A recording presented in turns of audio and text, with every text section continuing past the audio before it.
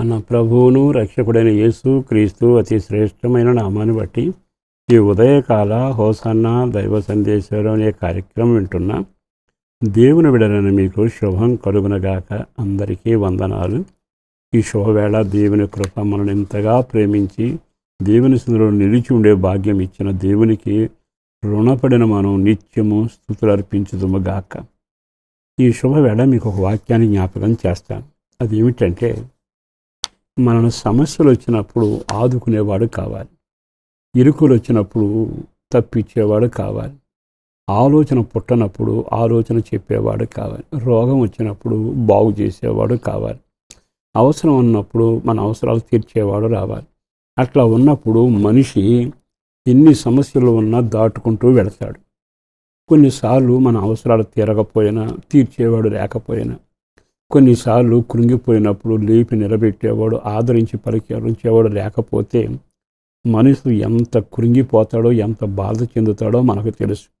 దానివలన కొన్నిసార్లు మనిషిగా బ్రతకలేడు, నెమ్మది నోచుకోడు, నిద్ర పట్టదు, చికాకుల మధ్యలో అయోమయమైన స్థితికి వెళ్ళి ఎందుకు నేను బ్రతుకుతున్నానా అనిపిస్తుంది.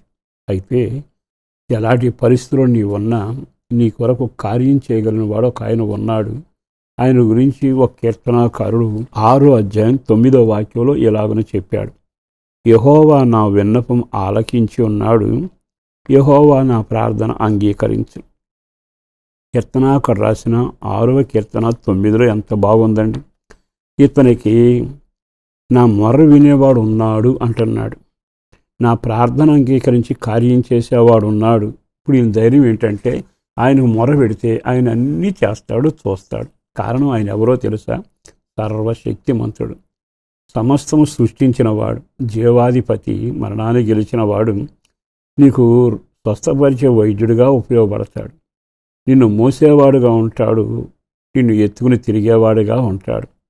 నీ మీద చెలరైన శత్రువును హతమారుస్తూ నీ పక్షాన ఉండి అన్ని అనుకూలమైన కార్యాలు చేయగలిగినవాడు. ఆయనే ఆరాధ్య దైవం, మనం నమ్మిన దేవుడు. ఆయన పేరు యేసు. కీర్తనాకారుడు నీకు నాకు ఎంత ధైర్యం చెబుతున్నాడు. మీరు సమస్యల్లో ఉన్నా కలవరపడబాకండి, ప్రార్థన ఆలకించేవాడు ఉన్నాడుగా, చెప్పినవన్నీ తప్పక ఆలకించి కార్యం చేసేవాడు ఉన్నాడుగా. మీరు ఆయన దగ్గరకు రాగలిగితే మీ కార్యాలన్నీ సఫలమవుతాయి. ఆయన దగ్గరకు వచ్చేటప్పుడు దర్శించడానికి నువ్వేమీ పట్టుకురాకల్లా, ఆయనకు ముట్ట చెప్పాల్సింది కూడా ఏమీ ఉండదు. విరిగి నలిగిన మనసుతో, కన్నీళ్లతో, సమస్యలతో, అయ్యా నా పరిస్థితి ఇది అంటూ నీవు ఆయన సమీపించి ఆయన పాదాల మీద పడి కన్నులు మూసుకుని ఇంట్లోనైనా మందిరంలోనైనా నీవున్న స్థావరంలో ప్రార్థన చేయడం మొదలు పెడితే, ఆయనకు ఒక పేరుంది, ప్రార్థన ఆలకించువాడా అని.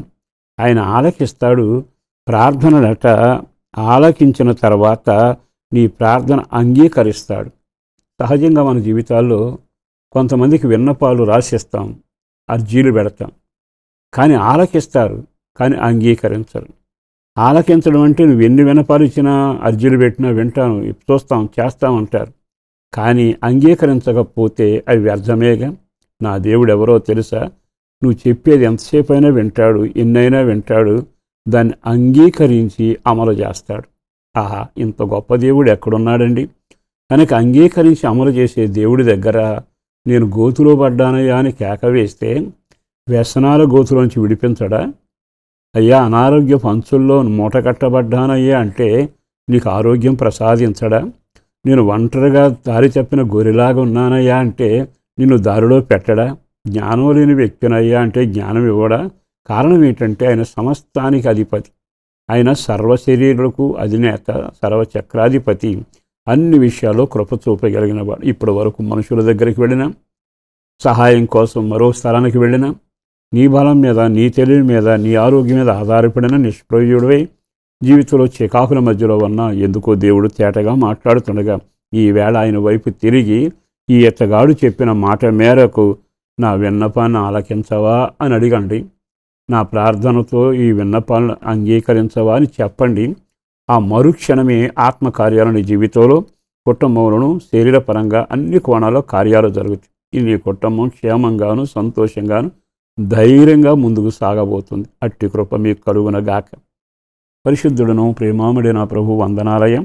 అపారమైన నీ ప్రేమను బట్టి ధన్యవాదాలు. చేసిన మేలు కొరకు వందనాలు, చేయబోయే కార్యాల కొరకు వందనాలు. పేరు పేరున బిడ్డలను దీవించండి, ఆశీర్వదించండి. కృపగలిగిన దేవుడిగా అన్ని కార్యాలు చేసి వాళ్ళ విషయంలో మేలు చేసి సమస్యల నుంచి విడిపించుమని, కుటుంబానికి క్షేమం, రక్షణ భాగ్యం, పిల్లలంతా ప్రార్థనలోను మంచి ఆరోగ్యంతో, పెద్దలు దీవెనకరంగాను, ఆ ఇంట్లో నోటి నిండా నవ్వున్నట్లు, ఆర్థిక పరిస్థితులు సరిచేయబడినట్లు, జీవనోపాధి దీవెనకరంగా ఉండేటట్టుగా అందరికీ ప్రార్థనాత్మ రక్షణ భాగ్యం కలగాలని, వారు ఆలోచనలన్నీ సఫలీకృతం చేసి ఈ రోజు నుంచి ఒక అద్భుతంతో నడిపించి నీ రాకడ కొరకు ఆయత్తపరిచి భద్రపరచమని వారి మనోవాంఛన తీర్చండి. వారు ప్రారంభిస్తున్న పనులు కొనసాగించండి, మేలు చేయండి. యేసు పేరట వేడుచున్నాము తండ్రి, ఆమేన్.